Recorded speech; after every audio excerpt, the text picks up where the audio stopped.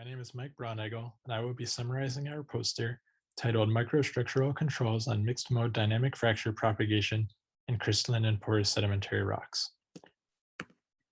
Pulverized rocks in fault damage zones display fracturing at or below the grain scale and are interpreted to form during transient stress impulses at high strain rates during earthquake ruptures.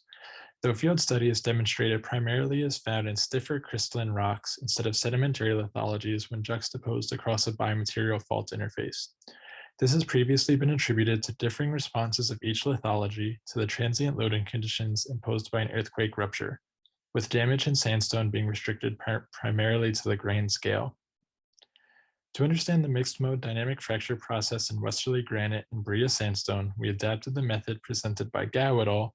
Using notched semicircular bend samples, which are half discs with a pre-cut notch, that when loaded in a 3-point bending configuration results in stress concentration and fracture initiation at the notch tip.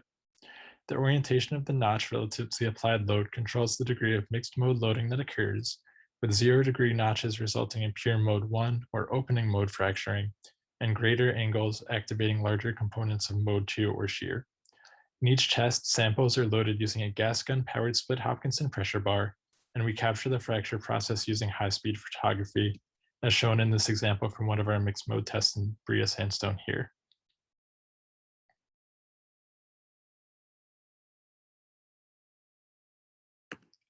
Samples are speckled to obtain displacement fields using digital image correlation.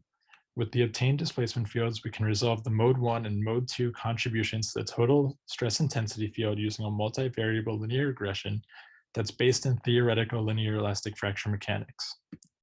An example of the evolution of the stress intensity field during a pure mode 1 test in Brea sandstone is shown here. The mode 1 contribution, shown in red, rises linearly until initiation, where we obtain a fracture initiation toughness of 2.1 megapascals times square root meter.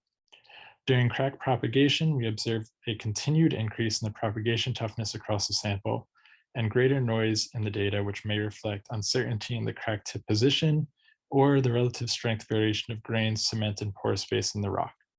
Throughout the mode 1 test, the mode 2 contribution shown in blue remains at or near 0.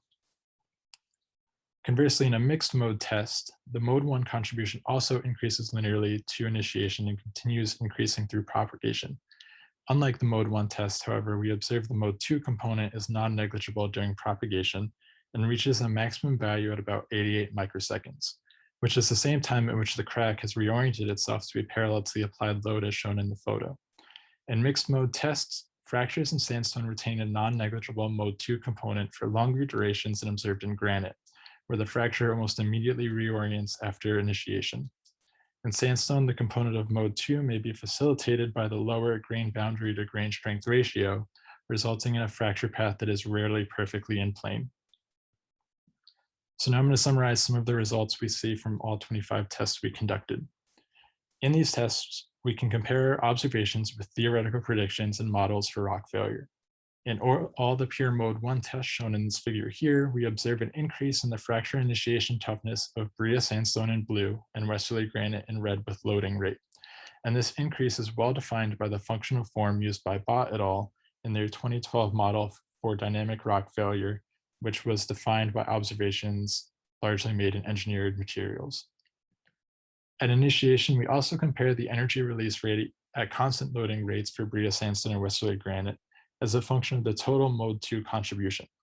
As expected, we observe the energy release rate increases with mode 2 contribution in westerly granite, but the trend appears to be opposite in sandstone, suggesting it may actually be more energetically favorable for mixed mode propagation to occur in sandstone than pure opening mode.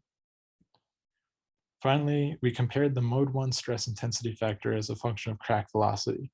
Our experiments resulted in velocities between 200 and 900 meters per second, which is well below 40% of the Rayleigh wave velocity for these rocks, which is the expected branching velocity derived from observations in engineered materials. In these engineered materials, fracture propagation toughness is also shown to increase when the crack velocity exceeds its branching velocity, as illustrated in the model shown in solid lines. However, in our tests at lower velocities, the fracture propagation toughness already appears to well exceed quasi-static values, especially in our westerly granite samples.